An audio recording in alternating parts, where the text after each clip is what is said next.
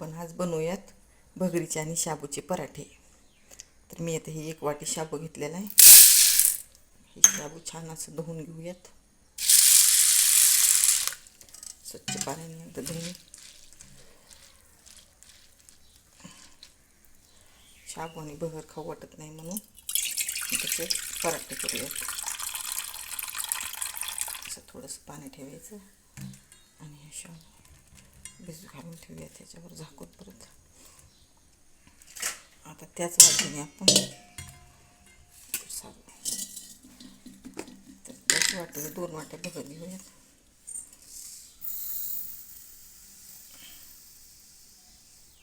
दोन वाट्या भगर घेऊयात त्याच वाटीने आपण.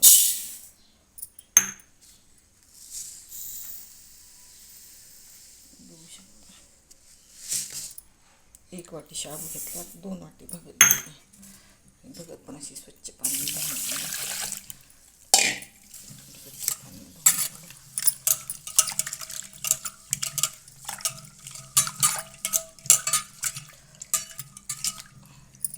एक 2 पाण्याने धुवायची भगर स्वच्छ. आणि परत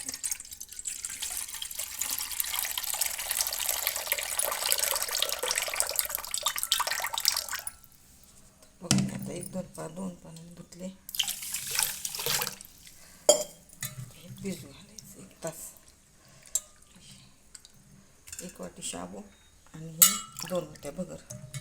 आता हे झाकून ठेवते मी 1 तास द्यायची. ठीक. तर बघूयात आता 2 तास झाले. बघा शाबू पण कसा भिजलाय. खूप मोठा मोठा असा झाला आहे बघा. हे का खूप चांगला चिकट असा भिजलाय. आणि भगर खूप भिजली बघा. असे हे का हात लावताच बारीक व्हायली भगर, पण खूप भिजली. तरी पण आपण वरचं पाणी काढून टाकायचं, कारण पांढरं शुभ्र असे हे होतात, डोसे होतात आपले, म्हणून वरचं पाणी सगळं ते छान असे भगर आणि शाबू 2. तर आता हे मिक्सरवर आपण काढून घ्यायचं. थोडा शाबू आणि अशी थोडीशी भगर. शाबू आणि भगर मिसळून थोडंसं पाणी टाकायचं आणि आपण इडलीचं जसं काढतोय तसं ते काढायचं.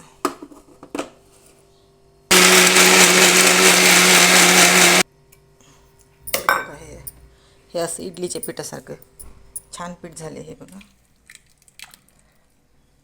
तुम्ही बघू शकता. तर मी आता सगळंच हे पीठ असं काढून घेते. थोडं सगळंच मिक्सरवर बनवून घेते.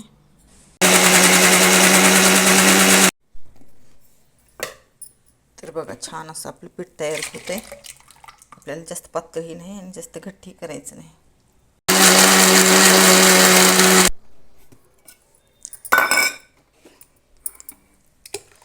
तर बघा हे सगळं पीठ तयार केले मी. छान असं पीठ तयार झाले. तुम्ही बघू शकता. पीठ शेम इडलीच्या पिठासारखं झाले. याच्यात थोडंसं आता चवीपुरतं मीठ टाकायचं. थोडंसं आणखीन पाणी ओतायचं, म्हणजे पातळ छान डोसे होतात. तर आता आपण हे सगळं एकजीव करू आणि डोसे बनवून घेऊयात.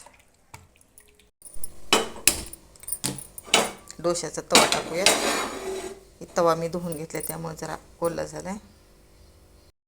तर बघा तवा खूप छान तापलाय. तर आपण आता ह्याला तेल लावून घेऊयात. सगळीकडून असं व्यवस्थित तेल लावून घेऊयात. तर बघा हे व्यवस्थित असं छान तेल लावून घेऊयात. तर बघा आपण बनवूयात छान पराठे.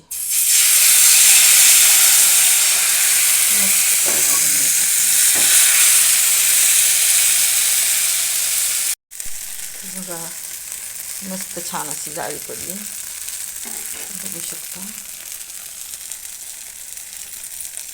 थोड्या वेळाने उलटूयात. तर बघा हे आता सगळीकडून असं थोडंसं आदर झाले, कडने आदर झाले. असं आपण तेल लावल्यामुळं हे छान असं आदर झाले. तर आता आपण ह्याला छान उलटून घेऊयात. बघा किती छान झाली. खूपच मस्त जाळी पडली. बघा किती मस्त जाळी पडली. भगरीचा आणि शाबूचा मस्त डोसा किती छान झाला आहे. तर बघा हे किती छान झाले. थोडासा वेळ लागला पण कसलं मस्त झाले पराठा.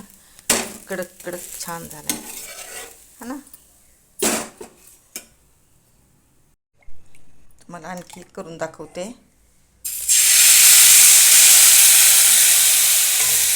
टाकायचं सगळं आणि नुसतं व्यवस्थित असा तवा फिरवायचा.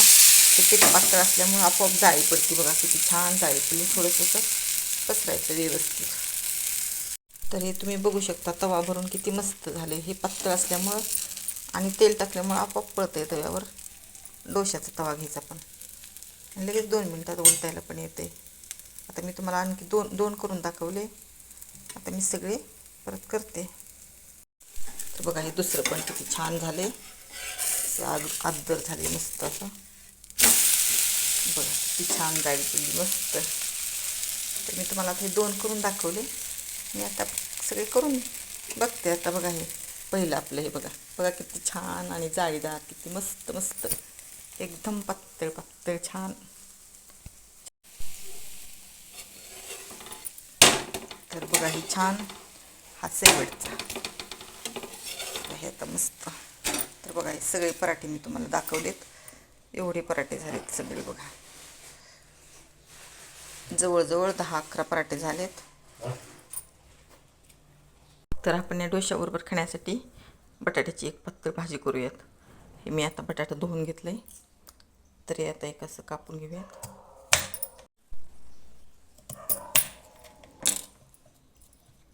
तर हे 2 बटाटे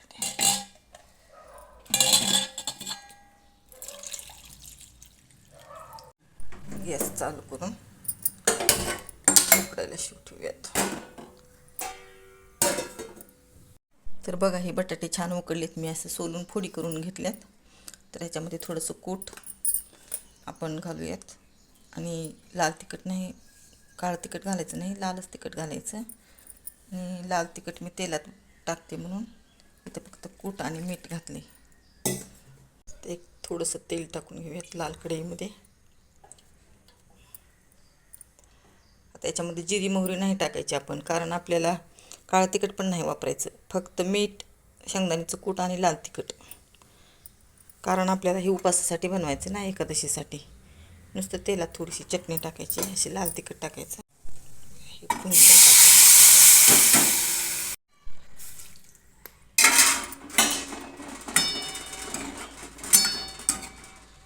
थोडीशी लहान गॅस करून शिजू द्यायची थोडीशी. तर बघा ही बटाट्याची भाजी फराळासाठी तयार झाली.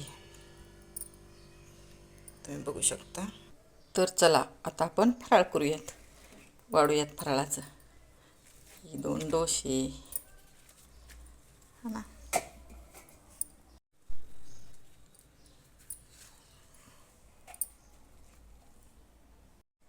हे 2 डोसे बघा. ही बटाट्याची भाजी आपण बनवलेली.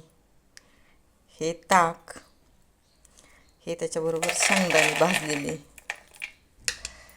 राजगिऱ्याचे लाडू आणि शेंगदाण्याचे लाडू.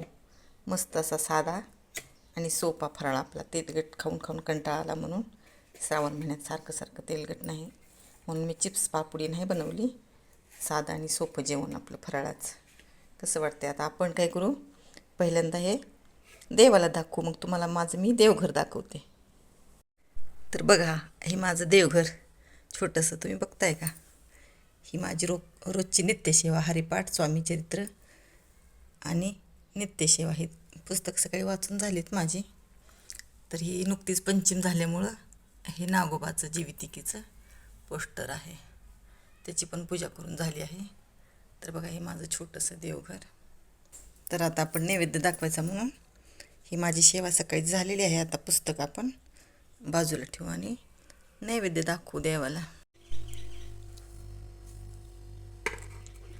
तर बघू शकताय तुम्ही आपण नैवेद्य दाखवतोय देवाला. पहिल्यांदा गोड दाखवूयात राजगिऱ्याचा लाडू.